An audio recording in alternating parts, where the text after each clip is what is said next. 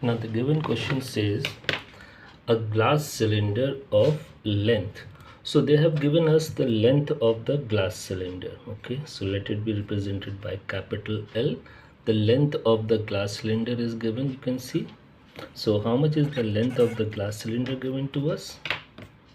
So length given to us is 12 into 10 raised to power of minus 2 meter. That is the length of the glass cylinder given. And the area of cross section is also given. So the area of cross section given to us is 5 into 10 raised to power of minus 4 meter square. So knowing these two, that is the length and the area of cross section of the solid, we can calculate volume of the solid. So it will be area of cross section into length. So area of cross section is 12 into 10 raised to power of minus 2, 5 into 10 raised to power of minus 4. Now when we simplify this, so 12 into 5 will give you 60, and then 10 raised to power of minus 2 and 10 raised to power of minus 4, this will give you 10 raised to power of minus 6. So we have got volume of the solid. Okay, now moving on, they have given us the density of solid.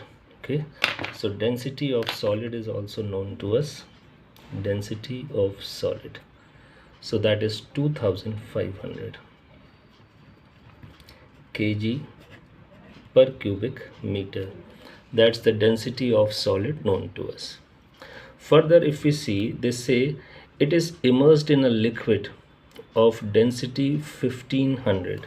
So density of liquid is known to us 1500.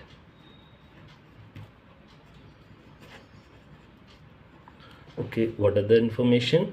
Such that 3/8 of its length is above the liquid. Now see, this 3/8 of its total length. Total length is given to you 12 into 10 raised to power of minus 2. Of this, 3/8 of the length is above the liquid. So let us calculate length which is above the liquid. So length above liquid. Let us represent this length by L dash, length above the liquid. And according to the question, length above the liquid is 3/8 into the total length, which is, see, the total length is 12 into 10 raised to power of minus 2. So 12 into 10 raised to power of minus 2. So when we simplify it, we are getting 4.5 into 10 raised to power of minus 2 meter. That is the length above the liquid. Now, as we know the total length and we know the length above the liquid, so subtracting it, we can get the length which is submerged. So let's get length submerged. Length submerged. Let it be represented by L, small l. So small l will be equal to the total length, capital L, minus L dash, that is the length which is above. So let's simplify it.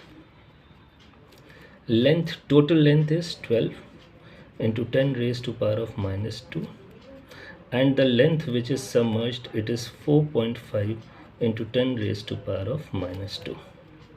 When we simplify, we can take 10 raised to power of minus 2 common. So it will be 12 minus 4.5. So that will give us 7.5 into 10 raised to power of minus 2 meter. So see here, we have got length which is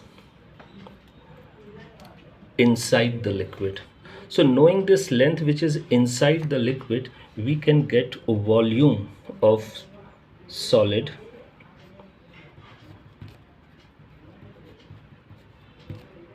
submerged. So volume of solid submerged will be equal to area of cross section into length which is submerged. So area of cross section is 5 into 10 raised to power of minus 4, and the length which is submerged, it is 7.5 into 10 raised to power of minus 2. So let's simplify this. 7.5 into 5 will give us 37.5 into 10 raised to power of minus 6 meter.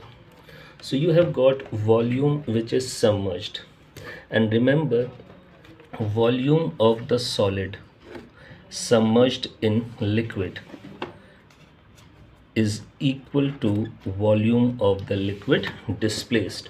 So from here we can get volume of liquid displaced.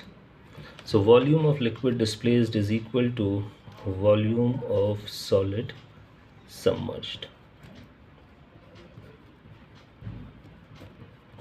So volume of liquid displaced, we have got 37.5 into 10 raised to power of minus 6 meter cube. Okay. So this is understood. So see, once again, here length of the solid that was above the liquid, it was 3/8 of the total length. So we got the length which is above. So from the total length, if we subtract the length which is above, we will get the length which is submerged. Okay, now knowing the length which is submerged, we can get the volume of solid which is submerged. Area of cross section into length submerged. We got the volume. Volume of the liquid displaced is always equal to the volume of the solid submerged. So volume of the submerged part is this. So this is the volume of liquid displaced.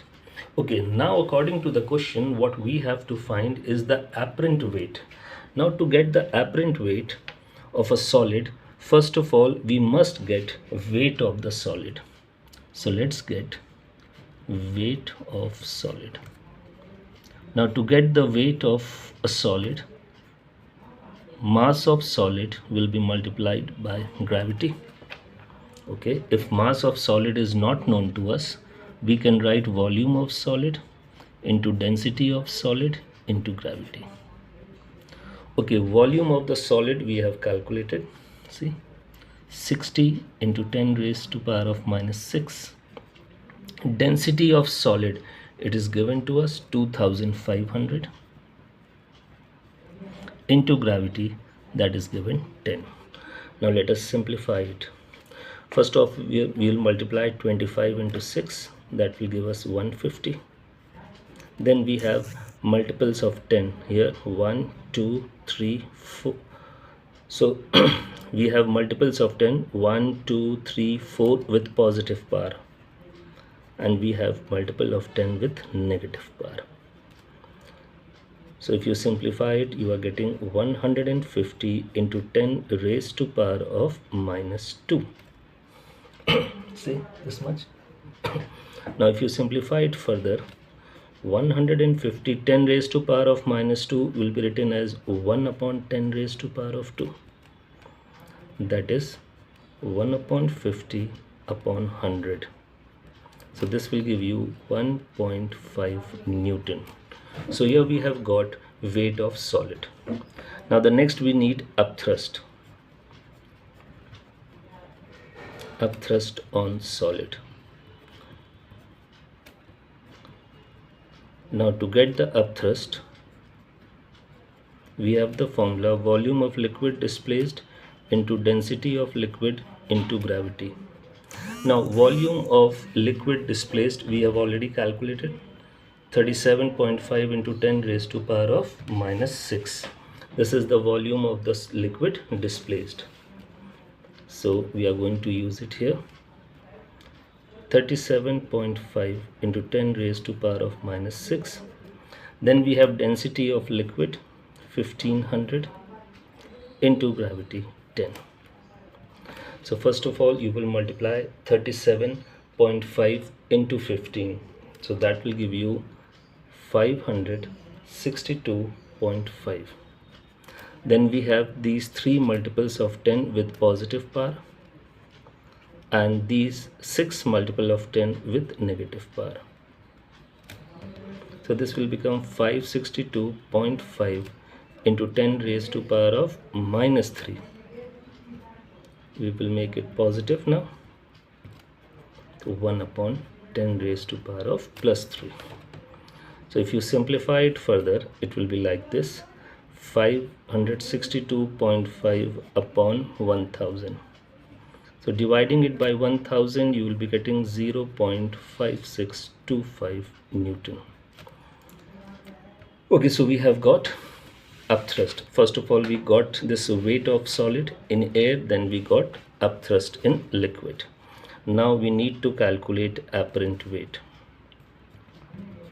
So the apparent weight of solid, that will be equal to weight of solid in air, and from that you will subtract the upthrust. So weight of solid in air is 1.5 Newton and the upthrust is 0.5625. So when you subtract it, you are getting result as 0.9375 Newton. So this will be the apparent weight. Hope it is clear to you now.